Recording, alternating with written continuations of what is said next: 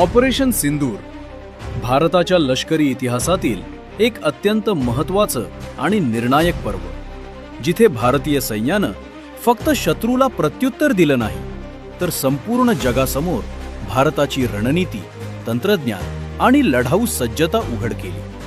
Operation सिंदूर, ज्या शस्त्रांनी सीमेवर शत्रूला हादरवलं, ज्या शस्त्रांनी भारताची ताकद सिद्ध केली, तीच शस्त्र आज आपल्याच पुण्यात आर्म एक्स्पोमध्ये प्रत्यक्ष पाहायला मिळत आहे.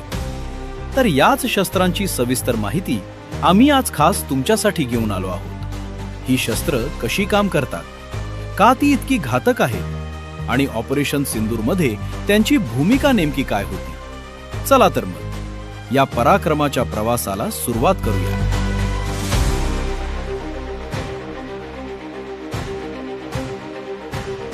AGL 30 दादा, हे रशियन मेड आहे. याच्यामध्ये 30 mm चा राऊंड बसतो आणि इथं आपलं ही लिंक आहे आतमध्ये, हा ड्रम लावलेला आहे बरोबर. या ड्रम मध्ये टोटल 30 राऊंड बसतात. नंतर हे एक वेळेस कॉक करायचं.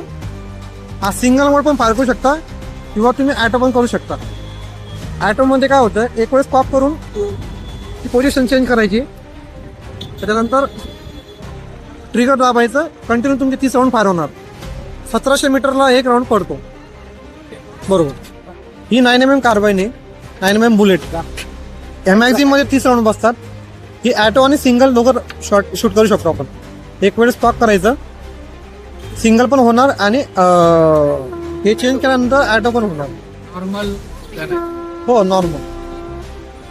आणि इकडच्या ही 14.5 MP9 आहे. त्यामध्ये 9 mm ची बुलेट आपण फायर करतो, सबसॉनिक गन. ओके. ही जी आहे ही JVPC आपली. JVPC वेगळा प्रकार आहे. हा 5.56 कार्बाईन ची गन आहे. आणि गलील गलील ओके गलील 400 मीटर रेंज आहे. 400 मीटर. एकाच वेळी मॅगझिन मध्ये 30 राऊंड बसतात. ही मॅगझिन आहे. बर. ही इंडियन मेड आहे की बाहेर? नाही, USA. अच्छा. हे इम्पॉर्टंट वेपन आहे तो. या 4 एक टावर, गलील, IAR.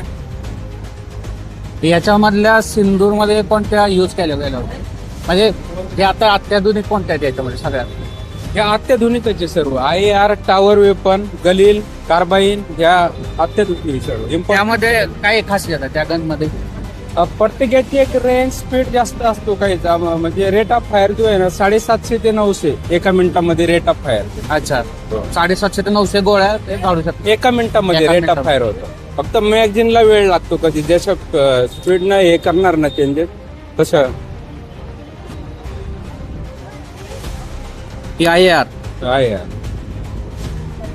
म्हणजे थोडं लेटेस्ट व्हर्जन दिलेलं असतं की इथं लेजर असतं, इथं स्कोप असतो, म्हणजे तुम्हाला प्रॉपर एम भेटणार. इथं जेव्हा लेजरचं मार्किंग येतं ना रेट, आणि इथं स्कोपनं ते बघणार, एम प्रॉपर ते येणार. म्हणजे असं काही अत्याधुनिक सुविधा दिलेल्या आहेत. हे जरा वेगळे. हे MGL मल्टी ग्रेनेड लॉन्चर आहे. याच्यामध्ये एका वेळेस 40 MM चा राऊंड फायर होतो. 6 राऊंड. ते हँड ग्रेनेड आपण हाताने जास्त दूर जात नाही. ते 400 मीटर पर्यंत याची रेंज आहे. हे ऑटोमॅटिक फायर.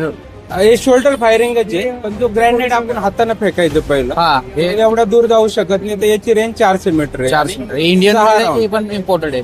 हे इम्पोर्टेड आहे. ओके. त्या सध्या सर्व आर्मी मध्ये ही AK-47 आहे. ही फेमस AK-47. ही AK-47.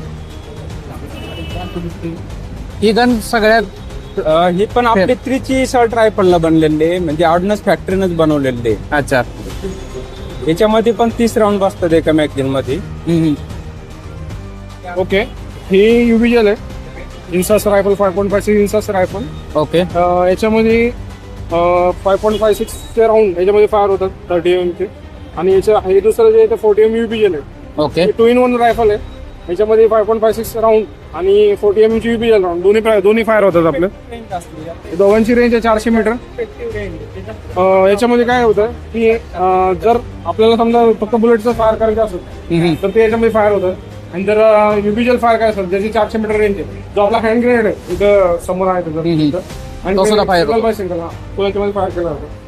7.62 रायफल, याच्यामध्ये 7.62 रायफल, ओके. त्याच्यात 20 राऊंड बसते आणि 400 ते 500 मीटर रेंज आहे, इफेक्टिव्ह रेंज 7.62 चा.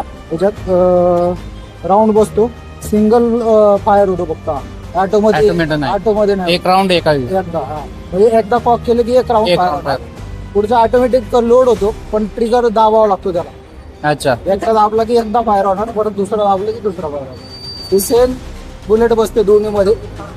ही 7.62 LMG. याच्यात सिंगल आणि ऑटो असे दोन मोड असतात. एकदा दाबलं की 30 राऊंड फायर होतात. 30 राऊंड फायर होतात. ओके.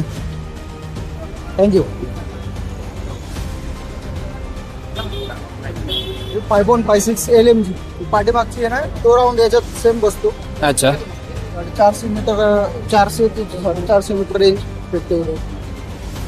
याच्यात 30 राऊंड बसतात, सिंगल आणि ऑटो. इंडियन मेड आहेत सगळे. हा, ही इंडियन मोड. अच्छा. सिंगल आणि ऑटो असे दोन मोड आहे. सेफ्टी पण असतो, असे 3 मोड असतील, पण सिंगल आणि ऑटो मध्ये 2 मध्ये चालू आहे. अच्छा. ही मॅगझिन आहे, ही साईड असते. ही मॅग 7.62 मॅग. हे मशीन गन आहे. Machine gun. मशीन गन आहे. मशीन गन ही त्यामध्ये बुलेट बसते, तीच यामध्ये बसते. याला बेल्ट लागतो. जिथं कुणी पुढं बेल्ट असेल तिथं बघा, इथं बेल्ट लागतो. 1000 ते 1,500 राऊंड बेल्ट असतो, 1,500 राऊंड. एकदा कॉक केल्यानंतर याला फक्त ऑटोमॅटिक बेल्ट फायर करू शकतो आपण. याची रेंज किती? याची 1800 मीटर आहे. 1800 मीटर.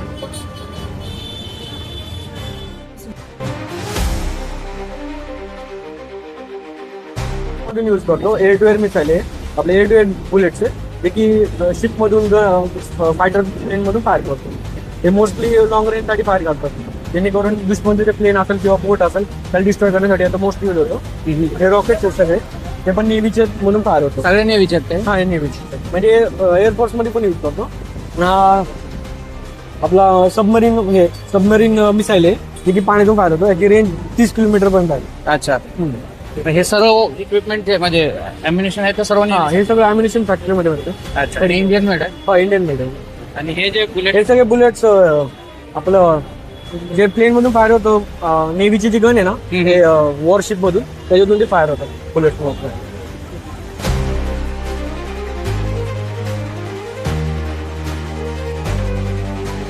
त्याला जेव्हा आपल्याला डिस्ट्रॉय करायचं असतं त्यावेळेस पण ह्याला मारलं जातं. याचे जे समोर अँगल आहे त्याने तो जाड पत्रा असतो, तिथे एक हिट जनरेट होती. ते होल हे झाल्यानंतर ते फाडतं त्याला आणि ते टँक डिस्ट्रॉय करतो. त्याच्यासाठी त्याचा मार. याची रेंज किती आहे? रेंज मला सांगा. 5 किलोमीटरच्या रेंज, 5 to 7 किलोमीटर्स काय.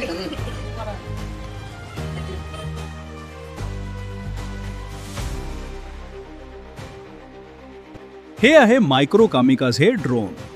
स्वतःला नष्ट करून शत्रूचा पूर्णपणे नाश करणारे अत्यंत घातक आणि अचूक हल्लेखोर ड्रोन. दिसायला आकारानं लहान पण परिणामानं अत्यंत विनाशकारी.